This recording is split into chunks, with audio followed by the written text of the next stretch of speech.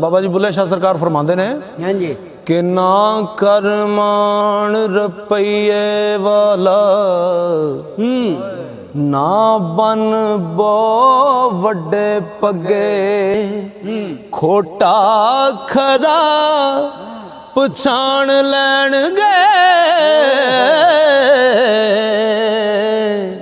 ते जदों गयो सराफ दे अगे मालो पूरा ओ वजनो खोटा